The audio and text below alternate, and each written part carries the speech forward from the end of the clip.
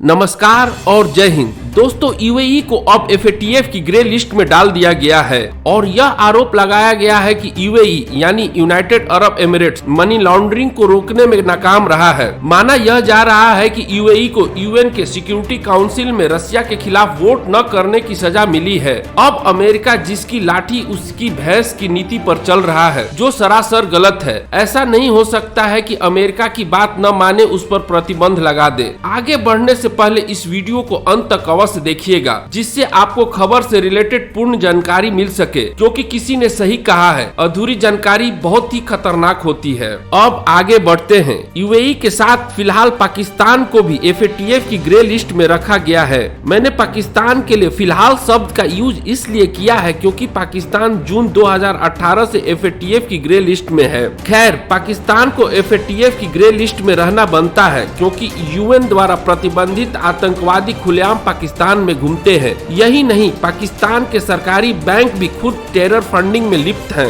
और इसके ढेरों सबूत दुनिया के पास पड़े हुए हैं। अब आपके दिमाग में यह प्रश्न उठ रहा होगा कि आखिरकार यह एफएटीएफ कौन सी बला है जिससे सारे देश डरते हैं। तो बता दूं कि एफएटीएफ का full form financial action task force है, जिसे फ्रांस की राजधानी पेरिस में G7 समूह के देशों द्वारा 1989 में स्थापित किया गया था, जिसका उद्देश्य मनी लॉन्ड्रिंग, टेरर फंडिंग और विनाशकारी हथियारों के लिए वित्त इकट्ठा करने आदि पर रोक लगाना है। इसकी बैठक एक साल में 3 बार होती है। अब आते हैं, अगर कोई देश एफएटीएफ की ग्रे लिस्ट में चला जाए तो उस देश का क्या नुकसान होगा। तो बता दो कि उस देश को वर्ल्ड बैंक, एशियन बैंक और यूरोपियन बैंक आदि देशों से कोई वित्तीय सहायता नहीं मिल सकती है और उस देश में कोई भी बाहरी निवेश नहीं हो सकता है। आसान शब्दों में कहे तो उस देश की अर्थव्यवस्था खत्म, टाटा, गुड बाय हो जाएगी। आशा करता हूं कि आप एफएटीएफ का मतलब और उसके नुकसान समझ गए होंगे।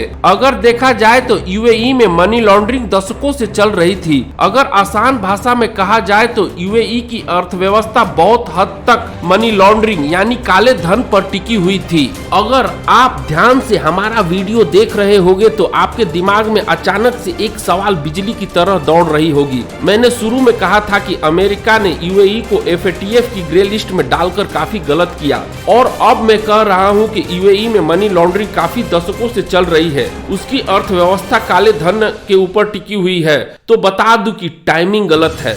अगर अमेरिका को यूएई को एफएटीएफ की ग्रे लिस्ट में डालना ही था तो 2-4 साल पहले डाल देता, और अभी डालना था तो पहले यूएई को वार्न करना चाहिए था कि अगर यूएई एफएटीएफ की शरारतों का पालन नहीं करेगा तो उसे ग्रे लिस्ट में डाल दिया जाएगा। अगर जो चीज दशकों से चल रही है वह अचानक से बंद नहीं हो सकता है। दूसरा रीजन यह भी माना जा रहा है कि यूएई के प्रिंस चाइना विंटर ओलंपिक के ओपनिंग सेरेमनी में गए थे, जिससे अमेरिका काफी नाराज हुआ था। उसकी नाराजगी की हद जब पार कर गई जब यूएई ने रूस के खिलाफ यूएन सिक्योरिटी काउंसिल में वोट नहीं किया। पर अमेरिका के इस रवैये से शायद दुनिया के देश 2 भाग में बंट जाएं। और बता दूं कि अमेरिका के इस बदले वाली नीति से अगर किसी को सबसे ज्यादा फायदा होगा वह चाइना है। आपको क्या लगता है, अमेरिका जो प्रतिबंध वाला गेम खेल रहा है, इससे किसको ज्यादा फायदा होगा, अमेरिका या चाइना? आप अपनी राय कमेंट बॉक्स में अवश्य लिखें। अगर आपको यह वीडियो पसंद आए तो लाइक और सब्सक्राइब अवश्य करें। खैर, आप अपना और अपने परिवार का बहुत बहुत ख्याल रखें और खुश रहें। धन्यवाद।